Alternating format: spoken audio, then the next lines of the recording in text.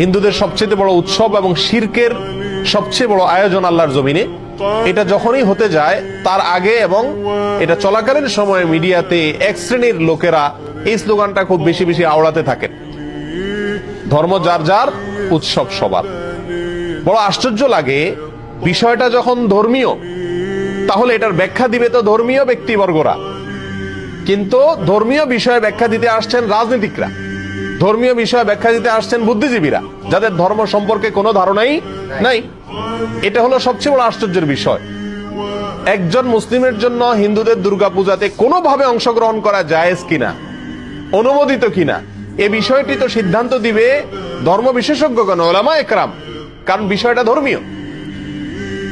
অতএব এটা হলো একটা আশ্চর্যের বিষয়। দ্বিতীয়ত হলো, এই স্লোগানটার মতো অন্তঃসার শূন্য, অযৌক্তিক এবং হাস্যকর আর কোনো স্লোগান হতে পারে না। এই স্লোগান যদি যৌক্তিক হতো, এটার যদি অন্তঃসার থাকতো, তাহলে তো এই স্লোগান মুসলমানদের ঈদের সময়, উৎসবের সময়ও আসতো। বলা হতো, হিন্দুদেরকে আহ্বান করা হতো, তোমরাও আসো, দোনো ঈদে অংশগ্রহণ করো।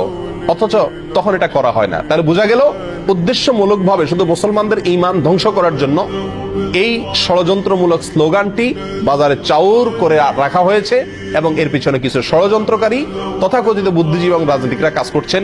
আমরা সকলেই জানি, কোরবানিদের সময় পাক ভারত উপমহাদেশের মানুষ সবচেয়ে বেশি পরিমাণে কোরবানি করে গরু।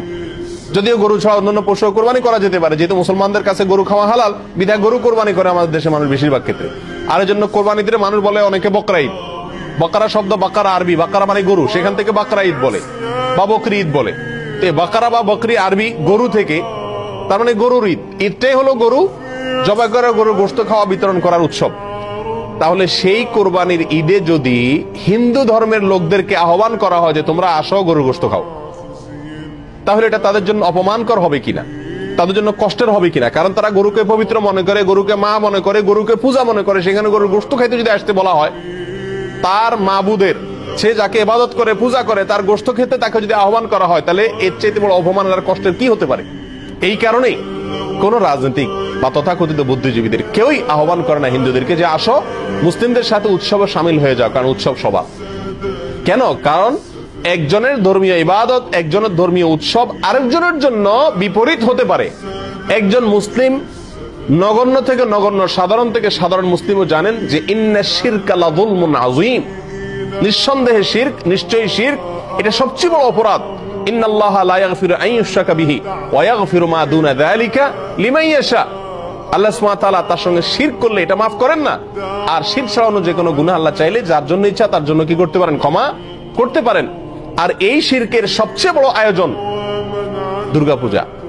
এই দুর্গাপূজার অনুষ্ঠান ভিন্ন ধর্মের লোকেরা করছে, হিন্দুরা করছে। একজন মুসলিম হিসেবে আমি তার তাড়াতাড়ি করতে দিতে পারি এতটুকু, কিন্তু তার সে উৎসবে আমি সামিল হওয়া, যোগদান করা, কোনোভাবে অংশগ্রহণ করা, একজন হিন্দুকে কোরবানির ঈদে, বকরা ঈদে গরুর গোশত খেতে আহ্বান করা বা বাধ্য করার মতোই, একই বিষয়, কোনো পার্থক্য নাই।